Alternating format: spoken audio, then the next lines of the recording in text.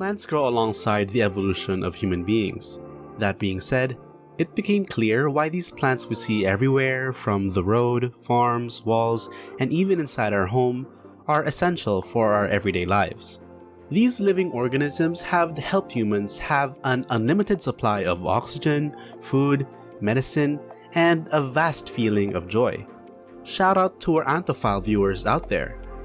However, let's not be selfish with plants because several other living creatures also benefit from these robust organisms, like the numerous types of fish we featured in this channel. Fish and humans differ significantly unless you're a mermaid. Yet, we have one common denominator.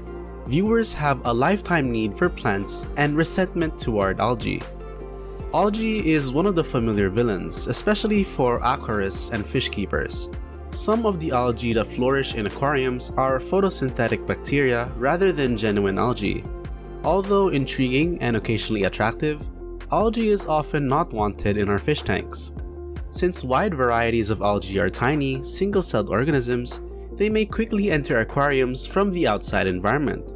Algae can also get into aquariums by floating on live plants or in the water that fish are carried in. As such, keeping algae out of an aquarium is difficult.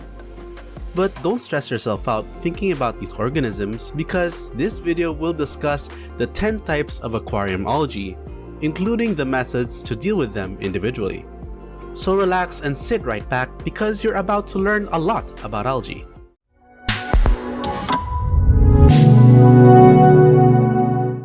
Before we get into the common reasons and types of algae in your aquarium, please give us a thumbs up and smash the subscribe button for more aquarium related videos in your feed. We'll go over the reasons why algae blooms in the first place later in this video, but let's first discuss our villains. It's time to learn about some of the most common algae types. Number 1. The brown diatom. Brown diatom algae is a common and pretty harmless type of aquarium algae. This brown algae often grows in new aquariums and goes away in time without any treatment. If brown diatom algae became a persistent problem, you might need to use reverse osmosis water since they prefer water with high silicate concentrations. Number 2. The only beard you wouldn't want to have, the green beard. Green beard algae resemble green fuzz algae but grow longer and heavier. When your planted aquarium has an imbalance in nutrients, too much light, not enough CO2, or all three, this type of green algae can become an issue. Number 3.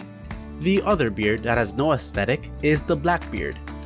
Most people who like keeping aquariums fear blackbeard algae. It truly has a great aesthetic.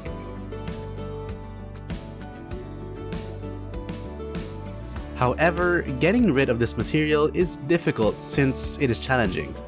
These algae attach themselves to hard surfaces, substrates, tools, and even the leaves of slow-growing plants like Anubias. Some species like Florida flagfish and Siamese algae eaters can be helpful. Number 4. Hair is our clowning glory, but hair algae is not. Hair algae can grow on living plants, which are short filamentous algae.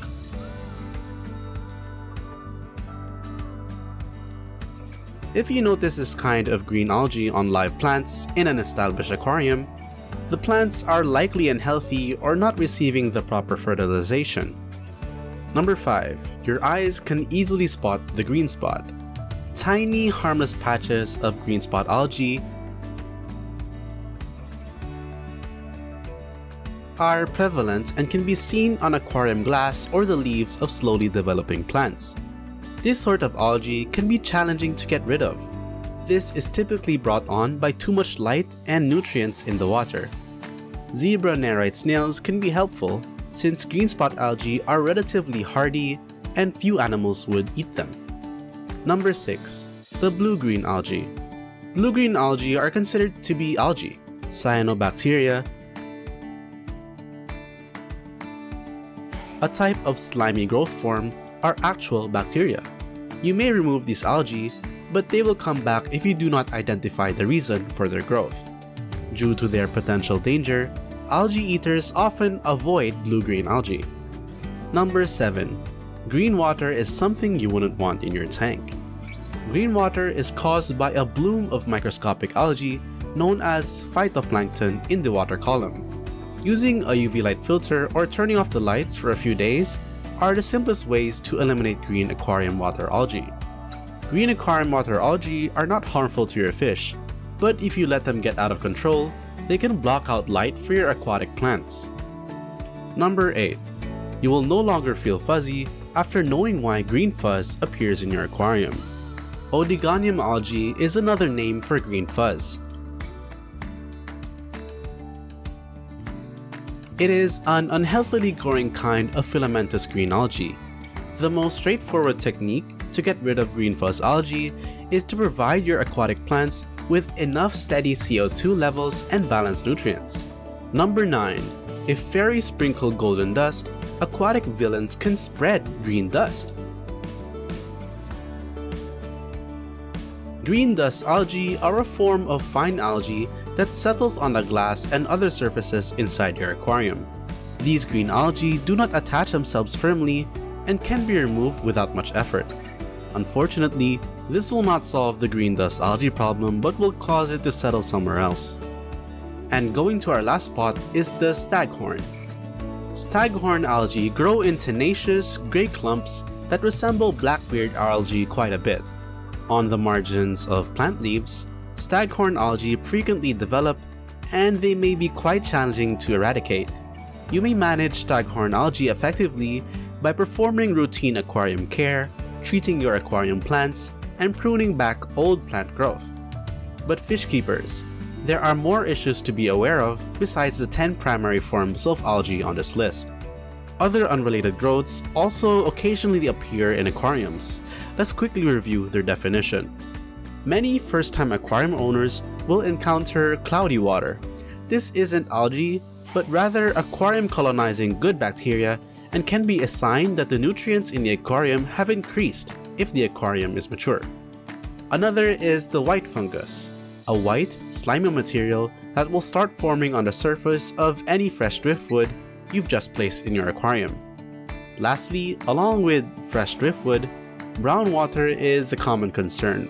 The water has a tea-like color from tannins that are leaking out of the driftwood. Phew!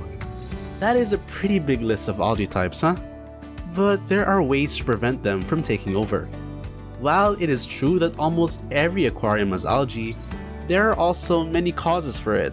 Let's examine a few of the most significant ones. First, inadequate equipment might be one of the reasons why. Even though some experienced aquarists can have lovely planted tanks with minimal equipment, this typically only works out for some of us. Aquarium supplies might be pricey, but you always get what you pay for, so always get the finest you can. For example, poor filtration. Instead of physically eliminating algae, your aquarium filter's job is to maintain the nitrogen cycle. You should always purchase the best filter you can afford. Modest, low-tech aquariums with just fish can be satisfied with a small internal power filter, but for thickly planted tanks, a decent canister filter is likely the wiser choice. Second, poor water circulation. If your filter does not create enough water flow to keep all the water in your aquarium moving, dead patches may form. You can install a small power head or air stone for a gentle water flow throughout your aquarium. An aquarium wave maker could be more appropriate for installations with higher flow, such as tanks for African cichlids. A third possible reason is your tank lighting. Since algae are photosynthetic creatures, they require light for growth like plants.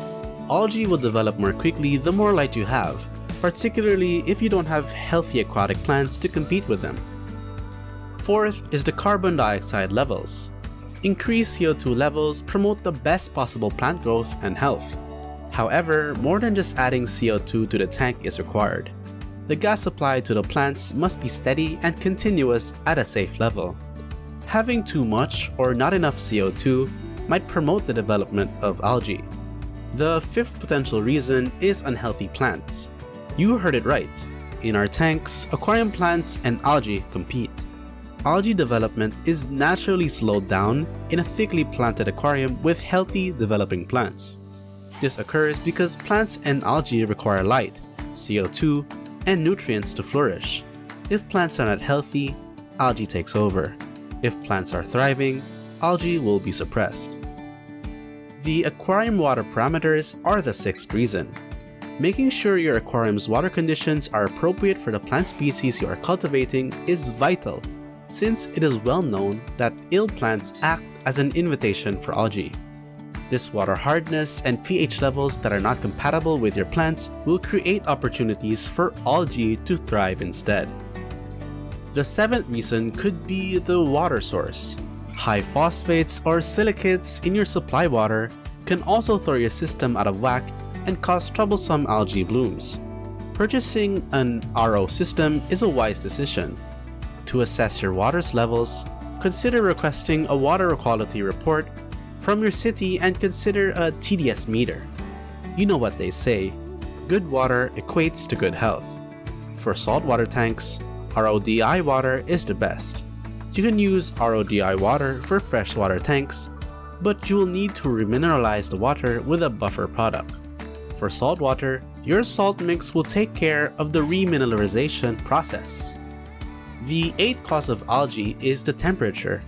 Higher water temperatures tend to promote aquarium algae growth. This could be because waste materials and dead plant tissues decompose more quickly in warm water, producing more ammonia. All other things being equal, cold water fish tanks often have less overgrown algae. Ninth on our list of reasons is the aquarium maintenance.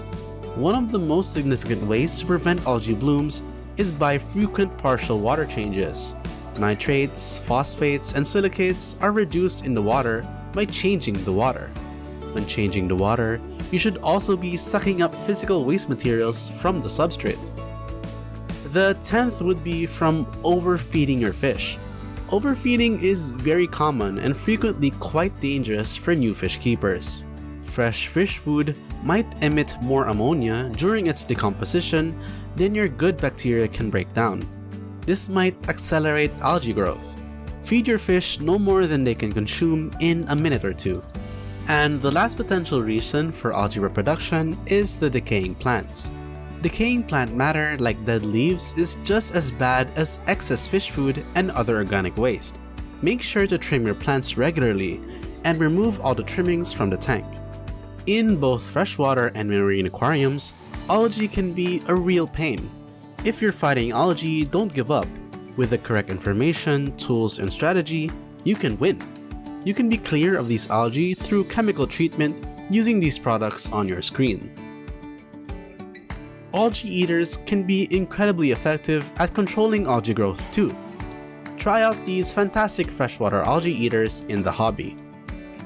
But if you don't want to fancy purchase these incredible treatments, you can use the algae scraper, an old credit card, a sponge, and your fingers for physical removal, or blackouts, another simple but more time-consuming method for decreasing algae in aquariums. The concept is simple, and you can read it on our website at aquariumstoredepot.com, where detailed information about these algae is posted. Has your aquarium ever had an algae issue? Let us know in the comment section below by sharing your experiences with us. Also, it would be an honor if you give us a thumbs up and subscribe to our YouTube channel for more fun and educational ways to maintain your aquarium and lovely fish. See you all in our next video. Remember that algae must never reign in your tank. Thank you for watching.